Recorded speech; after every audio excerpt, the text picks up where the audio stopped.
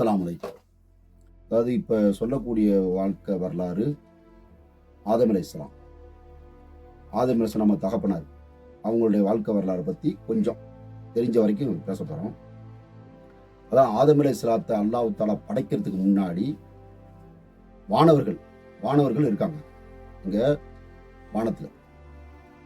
அப்படி இருக்கும்போது இறைவன் என்ன செஞ்சுருக்கான், ஒரு அழகான ஒரு மயிலை ஒன்று படைச்சு வச்சிருக்கான். அந்த மயிலில் முத்து 100 ஜலா, அதாவது முகமது நபி ஸல்லல்லாஹு அலைஹி வஸல்லம் அவங்களுடைய 100 அந்த மயில் மூலமாக இறைவன் படைச்சிருக்கான். மயிலுண்டா அப்படியாப்பட்ட அழகா அந்த மயிலுக்கு இறைவன் கொடுத்துருக்கணும். அந்த மயில் என்ன செய்யுது, சொர்க்கத்தில் அப்படியே வாழ்ந்து வருது. இந்த ஒரு சின்ன ஒரு வானவர்களுக்கும் ஒரு ஜின்னுகளுக்கு ஒரு இது நடந்துட்டு இருக்கு, ஒரு சண்டை, யுத்தம், சரியான யுத்தம் நடந்துட்டு இருக்கு. அப்படி அந்த யுத்தம் நடந்துட்டு இருக்கும்போது மலக்குகளுக்கு அந்த ஜின்னுகளுக்கு சரியான போர்.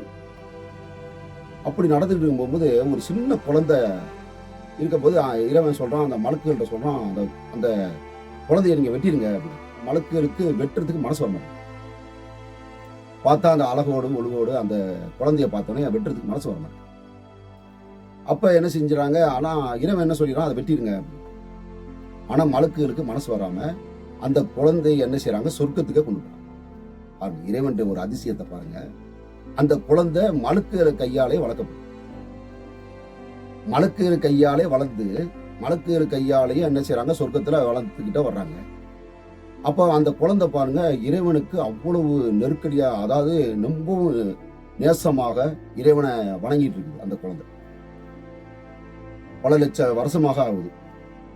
அப்படியே அந்த குழந்தை இறைவனையே வணங்கிட்டு வரும்போது ஒரு நாள் இறைவன் என்ன சொல்றான், நான் ஒரு அற்புதமான ஒரு படைப்பை படைக்க போறேன், நான் ஒரு மனிதன் படைப்பை நான் படைக்க போறேன்னு மலக்குகிட்ட அல்லாஹ் சொல்றேன்.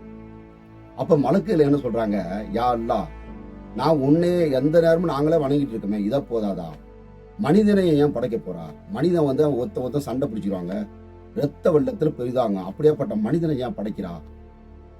அப்ப அல்லாஹ் சொல்றான், நீங்க அறியாத நான் அறிவேன், நான் ஒரு அழகான படைப்பை நான் படைக்க போறேன், நான் மனிதன் படைப்பை நான் படைக்க போறேன் அப்படின்னு சொன்ன உடனே அல்லாஹ் என்ன செய்யறான், முடிவு பண்ணிட்டான். அப்ப வானவர்கள்லாம் என்ன செஞ்சாங்க, சரி அல்ஹம்துலில்லாஹ், உன்னுடைய விருப்பம் இறைவா அப்படின்னு சொன்ன உடனே அப்ப அல்லாஹ் தஆலா என்ன சொல்றான், நான் மனிதனை படைக்கிறதுக்கு நீங்க போய் மண் எடுத்துட்டு வாங்க. அப்போ உடனே என்ன செய்றாங்க, ஒரு மலக்குகள் வர்றாங்க. அந்த மண்ணை எடுக்கிறதுக்கு அந்த மண்ணு கொடுக்க மாட்டேங்குது. நான் அந்த மண்ணு பேசுது, நான் தரமாட்டேன். அப்போ உடனே நினைச்சாங்க, அந்த மலக்கு என்ன நினைச்சாங்க, போயிடுறாங்க. போய் இறைவன்ட்ட சொல்றாங்க, இறைவா, மண்ணு வந்துக்கிட்டு இந்த மாதிரி மண்ணு தரமாட்டாங்குது. அப்ப என்ன செய்யறான் இறைவன், உயிரை எடுக்கக்கூடியவங்க இஸ்ராயேல் அலைஹிஸ்ஸலாத்தை அல்லாஹ் அனுப்பும். பாருங்க, அல்லாஹ் தஆலா மனிதனை படைக்கிறதுக்கு முன்னாடி எல்லாமே தெரியும், இறைவனுக்கு தெரியாதா? யார் அனுப்புறா? இஸ்ராயேல் அலைஹிஸ்ஸலாத்தை அல்லாஹ் அனுப்புறான். நீங்க போய் மண்ணை எடுத்துட்டு வாங்க. பாருங்க, இஸ்ராயேல் அலைஹிஸ்ஸலாம் எவ்வளவு தந்திரமா பேசுறாங்க. அந்த மண்ணிட்ட பேசுறாங்க, அதாவது இந்த மண்ணை குடு, நாளைக்கு இந்த மனிதன் ஒன்ன இடத்துல வருவான், அப்ப நீ பாத்துக்க. இத சொன்ன உடனே அந்த மண்ணு ஒத்துக்குச்சு. அப்ப என்ன செய்யுது, அந்த மண்ணு சொல்லுது, அப்படி என்றா மனிதன் நாளைக்கு என்ன இடத்துல வருவான்னா நான் மண்ணை தர்றேன் அப்படின்னு சொல்லிட்டு மண்ணு கொடுக்குது. ஆனா மண்ணு பாருங்க, ஒரு கலர் கிடையாது, கிட்டத்தட்ட பல வகையான கலர்கள், கருப்பு மண்ணு, சகப்பு மண்ணு, ரோஸ் கலர்ல பல விதமான மண்ணை அந்த மண்ணு கொடுக்குது. உடனே என்ன செய்யறாங்க, நம்ம இஸ்ராயேல் அலைஹிஸ்ஸலாம் உடனே அந்த மண்ணை எடுத்துக்கிட்டு போறாங்க. பாருங்க, இறைவன் ஆதம் அலைஹிஸ்ஸலாத்தை மண்ணால படைக்கிறான். பாருங்க, இந்த மண்ணால படைச்சதுனால பெரிய சோதனை. பாருங்க இறைவன், பாருங்க எப்படியாப்பட்ட ஒரு இதுதான். இறைவன் என்ன செய்யறான், ஆதம் அலைஹிஸ்ஸலாத்தை தன்னுடைய எந்த 18,000 படைப்பு, அதாவது சொர்க்கத்துல அந்த மயில் நடமாறிட்டு வந்துச்சுங்க நான் சொன்னேன். இந்த மயிலை பாருங்க, மயில் சொர்க்கத்துல அது பாட்ட வாழ்ந்து வருது. அப்ப அந்த இறைவன் பாருங்க, மயிலுக்கு பக்கத்துல ஒரு கண்ணாடியை ஒன்று கொடுக்குறான். அந்த கண்ணாடியில தன்னுடைய அந்த மயில அழகை பார்த்தோன்னே அந்த மயிலுக்கு தெரியல நம்ம இவ்வளவு அழகா இருக்கோம்னு வெக்கஸ்தனம் வந்தாங்க. அந்த மயிலுக்கு வெக்கம் வந்து, அந்த வெக்கம் வந்த உடனே அந்த மயில இருந்து அந்த வருது பாருங்க, அந்த முத்துகள், அந்த வேர்வை, அதுல இருந்து அல்லாஹ் தஆலா படைக்கிறான். பாருங்க, அரசு குருசு எல்லாத்தையும் படைக்கிறான். அந்த மயில இருந்து அந்த வேர்வை உழுவுது பாருங்க, அந்த ஒவ்வொரு துளிலையும் படைக்கிறான். அரசு, நரகம், சொர்க்கம், 18,000 படைப்பை எல்லாத்தையுமே படைக்கிறான். ஏன்டா முகமது நபி ஸல்லல்லாஹு அலைஹி வஸல்லம் அந்த மயில்ல 100 100 அவங்களுடைய ஒரு ஒளி இழக்கப்பட்டது. இப்ப ஆதம் அலைஹிஸ்ஸலாத்தை அல்லாஹ் தஆலா என்ன செஞ்சான்? மண்ணால படைச்சு வச்சிருக்கான். இறைவன் மண்ணால படைச்சிட்டான் ஆதம் அலைஹிஸ்ஸலாத்தை. அப்ப படைச்சு என்ன செய்யறான்? எல்லாத்தையும் கொடுத்தபோது உயிரை இறைவன் அல்லாஹ்வுடைய அதாவது இறைவனை ஊதுறான் உயிரை. அப்ப என்ன செய்றாங்க? ஆதம் அலைஹிஸ்ஸலாம் எந்திரிக்கிறாங்க. பாருங்க, அல்லாஹ் தஆலா என்ன செய்யறான்? ஆதம் அலைஹிஸ்ஸலாம் நம்ம தகப்பனாரை படைச்சு வச்ச உடனே மலக்குகளை சுஜி செய்ய சொல்றான். பாருங்க, ஒரு சோதனையை பாருங்க. எல்லா மலக்குகளும் சுஜி செஞ்சிடறாங்க. எல்லா வானத்துல கோடான கோடி மலக்குகளும் இறைவனுடைய உத்தரவுக்கு இறங்கி சுஜி செய்யறாங்க. ஆனா பாருங்க, அந்த சொர்க்கத்துல இருந்து வளர்த்தாங்கல்ல அந்த குழந்தை, அல்லாஹ் தஆலா சொன்னான வெட்டிருங்கன்னு, அந்த குழந்தை செய்தான். ஆனா அவன் வணக்கம் வழிபாடு இல்லாத இந்த உலகத்துல நெத்திப்படாத இடமே கிடையாது. அவ்வளவு வணக்கம் இறைவன் மேல. அந்த அந்த குழந்தை பெரியவனா போய் வளர்ந்து இறைவனுக்கு இறைவன் சொல்றான் சுஜி நீயும் செய்யுங்கம்மா. அது மறந்துட்டான், செய்தான் மறந்துட்டான். அப்ப செய்தானுக்கு ஒரு பெருமை ஒண்ணு. அப்ப இறைவன்கிட்ட கேட்கறான், என்ன நீ நெருப்பால படைச்சு வச்சிருக்கா? ஆதம் அலைஹிஸ்ஸலாத்தை களிமண்ணால படைச்சிருக்கா? எப்பவுமே அதாவது நெருப்பு கொழுந்து விட்டு எரியும், மண்ணை தூக்கி போட்டா கீழே விழுவும். அப்படியாப்பட்ட ஒரு மனிதனை போய் என்ன சுஜி செய்ய சொல்றியா? நான் செய்ய மாட்டேன். அப்ப அல்லாஹ் சொல்றான், என்னுடைய பேச்சை நீ என்னைக்கு மறுத்தியோ உனக்கு சொர்க்கத்துல இடம் கிடையாது, நீ இறங்கிரு, போயிரு அப்படிங்க. அப்ப அந்த செய்தான் இறைவன் இடத்துல மீண்டும் ஒரு கொஸ்டின் வைக்கிறான். நான் இத்தனை நாளா வணங்கினேன்ல, அதுக்கு எனக்கு கூலி கொடு. உனக்கு என்ன கூலி வேணும்? அப்ப அந்த செய்தான் சொல்றான், இத்தனை நாளா நான் வணங்கியிருக்கேன்ல, அதுக்கு எனக்கு கூலி கொடு. அப்ப இறைவன் கேட்கறான், உனக்கு என்ன கூலி வேணும்? நீ படைச்ச மனிதனை அவன் வழி கெடுப்பேன். பாருங்க பாருங்க, எவ்வளவு பெரிய சோதனை பாருங்க. நீ படைச்ச மனிதனை நான் வழி கெடுப்பேன். அப்ப அல்லாஹ் சொல்றான், உன்னால முடிஞ்ச செஞ்சுக்க. அப்ப 20 கொஸ்டின் வைக்கிறான். நான் முதல்ல மனித கண்ணுக்கு தெரியக்கூடாது. நீ படைச்ச மனிதனை நான் சின்ன பண்ண படுத்துவேன். அதான் எப்படி சின்ன பண்ண படுத்துவேன்? ஒட்டகம், உயிரோட ஒட்டகத்தை அறுக்கிற அளவுக்கு நான் ஈமானம் மாத்துவேன். அவனை குமிப்பேன், நரகத்திலே குமிப்பேன். எனக்கு அவ்வளவு பெரிய இந்த உலகம் அழியிற வரைக்கும் எனக்கு அந்த பவர் இருக்கணும். அப்ப இறைவன் சொல்றான், உன்னால முடிஞ்ச செஞ்சுக்க. ஆனா ஒண்ணு, எனக்கு பயந்து நடக்கிறவங்கள உன்னால ஒண்ணுமே செய்ய முடியாதுன்னு சொல்லி இறைவன் என்ன செஞ்சான்? தூக்கி வீசிறான். இந்த உலகத்துக்கு வந்துடுறான். ஆதம் அலைஹிஸ்ஸலாம் சொர்க்கத்துல வாழ்ந்துட்டு வர்றாங்க. அப்ப பாருங்க, ஆதம் அலைஹிஸ்ஸலாம் தனிமையில இருக்காங்க. அப்ப அல்லாஹ் பாக்குறான். அப்ப ஆதம் அலைஹிஸ்ஸலாத்துக்கு ஒரு துணை ஒண்ணு வேணுண்டு ஆதம் அலைஹிஸ்ஸலாமுடைய விலா எலும்புல இருந்து ஒரு கோணனான எலும்புல இருந்து அல்லாஹ் தஆலா ஹவ்வாவை படைக்கிறான். ஆதம் அலைஹிஸ்ஸலாம் நம்ம தாயார். அப்ப அந்த தாய் அவங்க 2 பேருக்கு சொர்க்கத்துல நிரந்தரமாக வாழ்ந்துட்டு வர்றாங்க. சொர்க்கத்துல என்ன இருக்கு?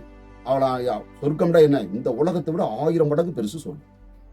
அப்ப அல்லாஹ் என்ன சொல்றான்? 2 பேரையும் படைச்சு வச்சுட்டு நீங்க இன்பமாக இருங்க, சந்தோஷமாக இருங்க. ஆனா ஒரே ஒரு நிபந்தனை, அந்த மரத்துக்கிட்ட கனிப்பட்டு அந்த மரத்துக்கு பக்கத்துல மட்டும் போயிடாதீங்க. அந்த கனியை மட்டும் நீங்க சாப்பிடாதீங்க. நீங்க எங்க வேணாலும் போங்க, என்ன வேணாலும் சாப்பிடுங்க அப்படின்னு சொல்லி அல்லாஹ்வுடைய உத்தரவு. இதேபடி என்ன செய்யிருக்காங்க? கோடான கோடி வருஷம் வாழ்ந்துட்டு வர்றாங்க. அப்படி வாழ்ந்துட்டு வரும்போது பாருங்க, இந்த உலகத்துல செய்தான் இருக்கான, அவனு என்னென்ன ரூபத்திலே போறான், எவ்வளவு ரூபத்துல போறான். பாம்பு ரூபத்துல போறான், என்னென்ன ரூபத்துல போய் வழிகெடுத்து பாக்குறான். வழிகெடுக்க முடியும் இல்ல. அந்த நீங்க உங்களுக்கு சாவே இருக்கக்கூடாதுன்னா அந்த கனியை நீங்க சாப்பிட்டீங்கன்னா உங்களுக்கு மரணமே இருக்காது, நீங்க சொர்க்கத்துல நீங்க நிரந்தரமாக இருப்பீங்கன்னு சொல்லி நம்ம தாய்க்கு ஆசையை காட்டுறோம். அப்ப நம்ம தாய் என்ன சொல்றாங்க? அதெல்லாம் சாப்பிடக்கூடாது, இறைவன் உத்தரவாச்சு, அதெல்லாம் நான் சாப்பிட. தாயும் எவ்வளவு சொல்லி பாக்குறாங்க. இவனுடைய நோக்கம் என்ன? நம்ம தாயை சொர்க்கத்திலிருந்து கீழே துரத்தணும், அவன் அவங்களுடைய நோக்கம். அப்ப என்ன செஞ்சாங்க? நம்ம தாயார் என்ன செஞ்சாங்க? அந்த கனியை எடுத்தாங்க. கனியை எடுத்து சாப்பிட்டாங்க. அப்ப அது உதட்டுக்கிட்ட கொண்டு போய் அது கனியை சாப்பிட்டோன்னே சைத்தான் மறைஞ்சு. உடனே என்ன செஞ்சாங்க? நம்ம தகப்பனார் ரொம்ப சொல்றாங்க, என்ன இந்த மாதிரி கனியை நீ எப்படிமா சாப்பிடலாம்? இறைவன் உத்தரவு, அந்த கனியை சாப்பிடக்கூடாதுல்லம்மா, நீ எப்படிமா சாப்பிடலான்னு நம்ம தாய் என்ன செஞ்சாங்க? அப்படி ஏதாவது பேசி நம்ம தகப்பனாரையும் சாப்பிட வச்சாங்க. இவ்வளவு பெரிய சோதனை பாருங்க. நபிமாருக்கு உள்ள சோதனை தான் நமக்கு. அப்போ உடனே என்ன செஞ்சாங்க? நம்ம தகப்பனாரு எடுத்து என்ன செஞ்சாங்க? பிஸ்மி சொல்லி சாப்பிடும் போகும்போது ஜிப்ரீல் அலைஹிஸ்ஸலாம் தொண்டையை பிடிச்சாங்க. பிடிச்சா அப்படின்னு உள்ள போயிடுச்சு. பாருங்க இறைவன் ஒரு கோவம் பாருங்க. இறைவன் அந்த கனியை சாப்பிட்டோன்னே 2 பேருக்கு வெக்கஸ்தனம் உண்டாயிடுச்சு. அதாவது அந்த கனியை சாப்பிட்டு பாக்குறாங்க, 2 பேரும் அப்படியே ட்ரெஸ்ஸே இல்லாம இருக்காங்க. அந்த கனியை சாப்பிடறதுக்கு முன்னாடி அவங்களுக்கு அந்த வெக்கஸ்தனம் வரல. அந்த கனியை சாப்பிட்ட உடனே பாருங்க 2 பேரும் அப்படியே ட்ரெஸ் இல்லாம இருக்கிறாங்க. 2 பேரும் என்ன செய்றாங்க? ஒரு இலையை வச்சு அப்படியே மூடுறாங்க. அப்பதான் ஆதம் அலைஹிஸ்ஸலாம் நம்ம தாயா ஹவ்வா அலைஹிஸ்ஸலாமும் அழுகுறாங்க. இறைவனுக்கு நம்ம மாறு செஞ்சிட்டோமே, இந்த மாதிரி ஒரு கனியை சாப்பிட்டதுனால நம்மளுக்கு எவ்வளவு பெரிய அதை பாருங்க. அந்த கனியை சாப்பிட்டனாலதான் அந்த வெக்கஸ்தனம். அதே தவிர அந்த கனியை சாப்பிட்டனால தான் மலைஜலம். சொர்க்கத்துல மலைஜலம் கிடையாது. இந்த கனியை நம்ம தாய் தகப்பன்னு சாப்பிட்டனால தான் இன்னைக்கு நம்ம உலகத்துல நம்ம வந்திருக்கோம். நம்ம கொஞ்ச நாள் இந்த உலகத்துல நம்ம வாழ போறோம். நம்மளுக்கு நிரந்தரமான உலகம் அங்கதான், இங்கே கிடையாது. இறைவன்கிட்ட போவோம். இறைவன் சொல்றான், எனக்கு நீங்க மாறு செஞ்சிட்டீங்களே. அப்ப இறைவன்கிட்ட தௌபா செய்யறாங்க, இறைவா என்னை மன்னிச்சிரு, நான் ஏதாவது தெரியாம நான் செஞ்சிட்டேன். அப்ப இறைவன் சொல்றான், உங்களுக்கு இந்த சொர்க்கத்துல உங்களுக்கு இடம் கிடையாது, நீங்க உலகத்துக்கு போங்க. உடனே 2 பேரையும் தூக்கி எறியப்பட்டது. தூக்கி எறியப்பட்டதுல தனித்தனியா பிரிஞ்சுட்டாங்க. பாவத்தை இறைவா என்னை மன்னிச்சிருந்தோடனே இறைவன் சுபு நேரம் இறைவன் ஆதம் அலைஹிஸ்ஸலாமுடைய பாவத்தை மன்னிக்கிறான் பாருங்க. மன்னிச்ச உடனே அவங்க தாய் நம்ம தகப்பனாரும் சேர்றாங்க. சேர்ந்து 40 குழந்தை படுறாங்க பாருங்க. 40 குழந்தை படுறாங்க. 40 குழந்தை பெற்று வாழ்ந்துட்டு வரும்போது எத்தனை மதங்கள் இருக்குது, எத்தனை மொழிகள் இருக்குது. இருந்தாலும் பாருங்க, இறைவன் வந்து உணர்த்துறான் பாருங்க, ஒரு தாய் மக்கள் தான்.